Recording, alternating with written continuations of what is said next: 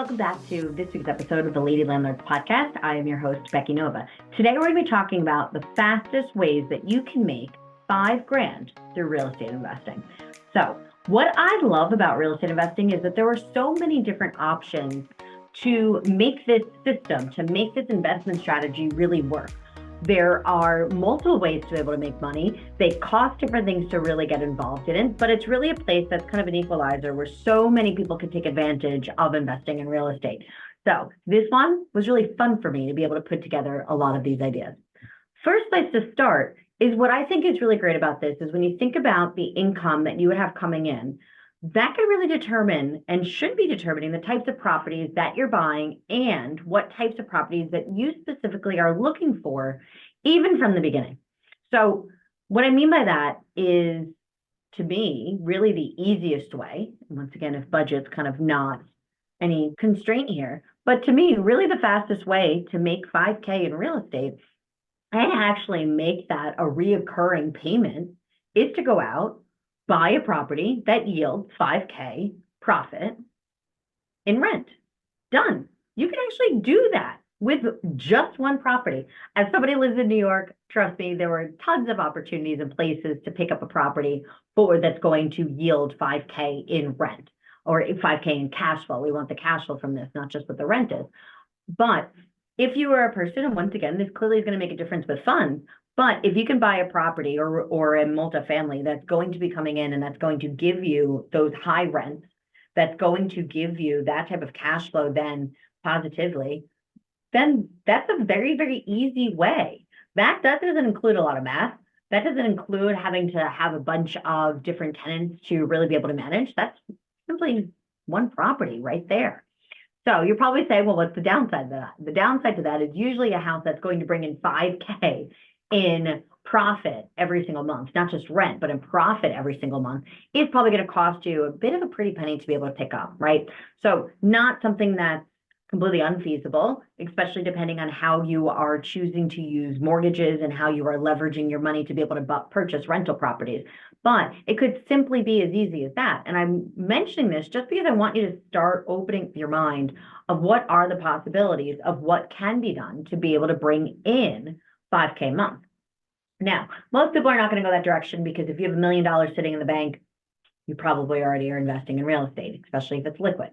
But the other way to do that is you'll see on the other side of it, one thing that I've noticed within real estate is that people like to talk about their door count. If you've ever been to a network meeting for real estate investors, the first thing that they always say when you meet somebody is like, oh, how many doors do you have? And how many doors do you have?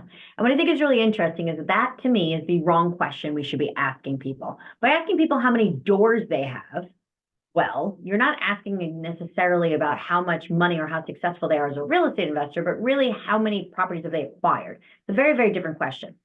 So for this example, another way to actually make this work would be to go and purchase 50 rental properties that bring in $100 a month. $100 a month times that 50 properties is going to give you that same $5,000 that you were looking for that you would like to be able to make. The difference here, though, is that one house versus 50 houses. That first thing I'm hearing is a whole lot more tenant management. Personally, I don't really want to own 50 different properties because that sounds kind of like a logistical nightmare.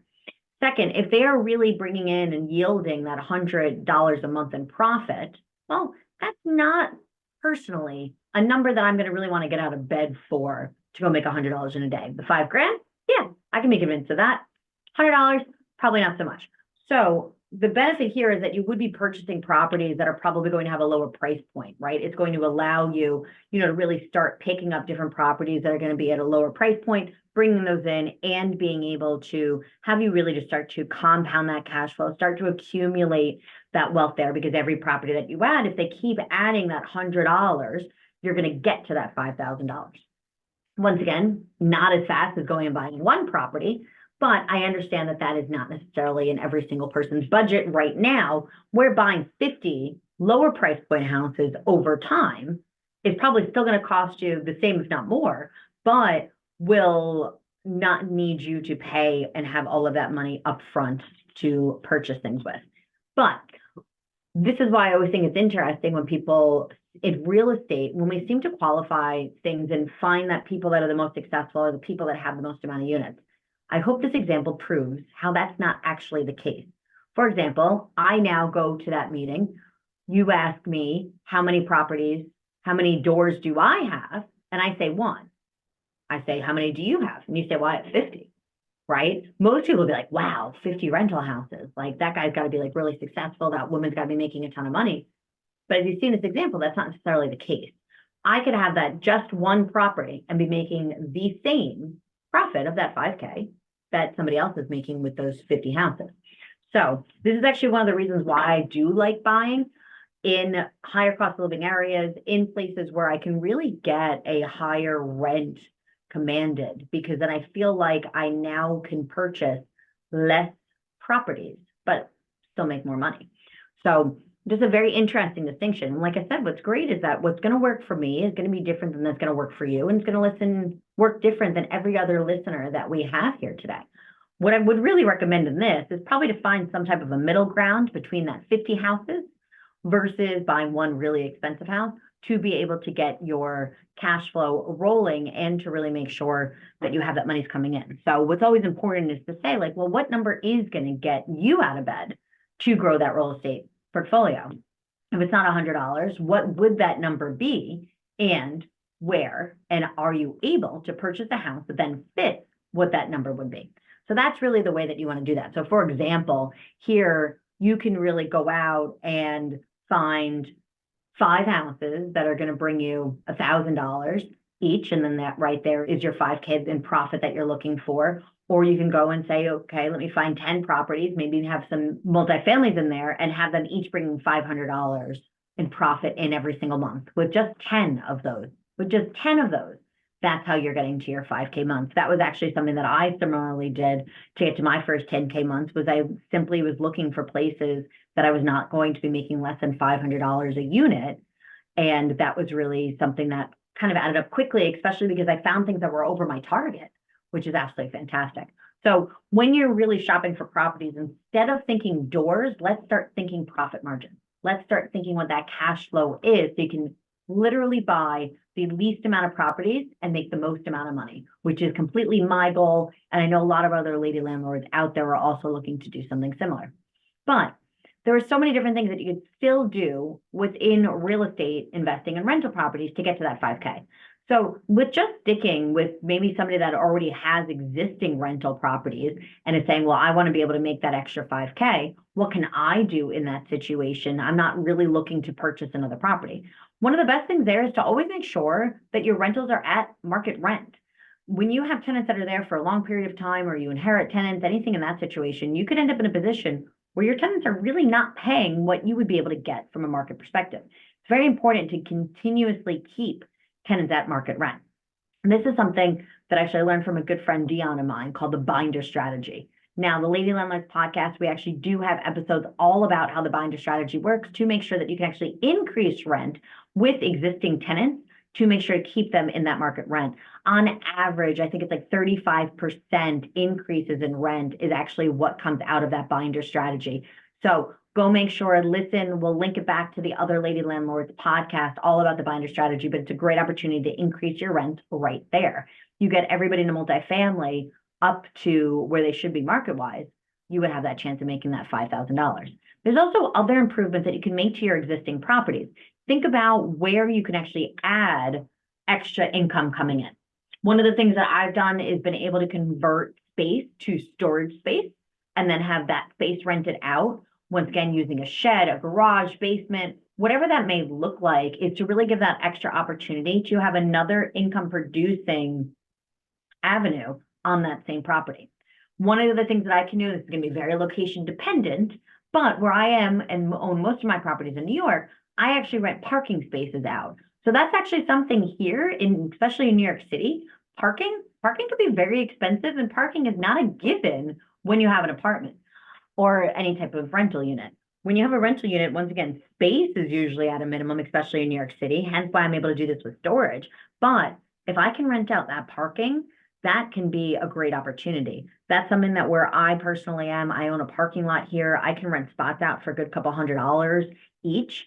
that's going to really add up and make a difference. And you're not adding any more maintenance, you're not adding any more units, you're not adding any other set of tenants to that condition. You're literally just getting paid and looking for other avenues with what you already have. Another thing you can do here, it would take a little more involvement than the first two that I just mentioned, but really looking at increasing either bedroom counts, bathroom counts, all of those types of improvements. We're now going from a 2-bedroom to a 3-bedroom. Now that's something that's going to be able to bring in that extra rental income for you. And if you do that with a couple different units, it's going to be a great way to bring in that extra 5K. We should always, as landlords, be looking at our rental properties, figuring out what's going on in the market, looking at comps, understanding really where the best return on investment is going to be. For example, if I have a property and I want to take that screened-in porch or a garage space and transfer that into and exchange that for an extra bedroom, and let's say I go and find out that that's going to cost me between permits and construction and maybe having going to a planning board. Now, all of a sudden that's saying, well, that's going to cost me $25,000. But yet with comps, the difference between that 2-bedroom and 3-bedroom is only like $100. Well, that might not necessarily be worth what my return on investment is going to be. I would really want to look at what is going to bring me the most bang for my buck. If that was something that, hey, there are no 3-bedrooms in this area, therefore 3 bedrooms, really I can get almost an extra $1,000, and I could do some of that work myself and really then only have to pay a contractor, let's call it 10 grand. Well, that might be much more worth my while.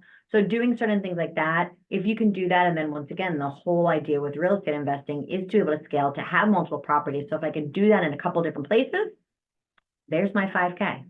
Maybe you're in the position where you're saying, hey, I don't even have a rental property yet. I need the 5K, Becky, to be able to even invest and to buy that property. Don't worry, I have a couple options for you too. One thing that you're going to see there is an idea of doing something called wholesaling. Wholesaling is really the idea of being that middleman, doing things like wholesaling, door knocking for other established investors by really being able to do certain tasks that they either don't have the time for, or maybe that they just don't have the systems put in place to be able to find those deals. You're really making money off of your referral fees. We have a whole other podcast all about how wholesaling works and how you're able to do that. But basically, you are making money as a finder fee for identifying a seller and then putting that contract now with the buyer, and you can actually make money in the middle. Very, very easy process to make an amount like 5K, but it still is a process, and you still have to understand your legalities in your location in order to take on wholesaling to be able to make that system work. But doing that, really being able to knock on doors, to be able to kind of be that boots on the ground for somebody, for another investor that can hopefully help you grow within this, but really saying, what are those other tasks that I can get paid for finding leads, is a great other way to make that 5K if you are looking to get your first rental property. So do make sure, go back, take a listen to that episode, learn about wholesaling if that's the position that you're in. If you really are looking to raise capital right now, it's a great opportunity. Otherwise, make sure to hit that subscribe button so you do not miss the next episode of the Lady Landlords podcast. We release new episodes every single Tuesday. Also, if you enjoyed today's episode, please make sure to leave us a 5-star review. Leaving reviews really helps other women like yourself be able to find our podcast and get the support that they need in growing their rental portfolio. See you all back in the Lady Landlords Facebook group. Thank you for listening to the Lady Landlords podcast. If you're feeling stuck in your real estate investing journey, visit lady-landlords.com to book a 15-minute orientation call with me and see if you're ready to join our mentorship program. Or you can subscribe to our newsletter and join our Facebook group for exclusive real estate investing tips and offers. Invest with confidence. Become a Lady Landlord today.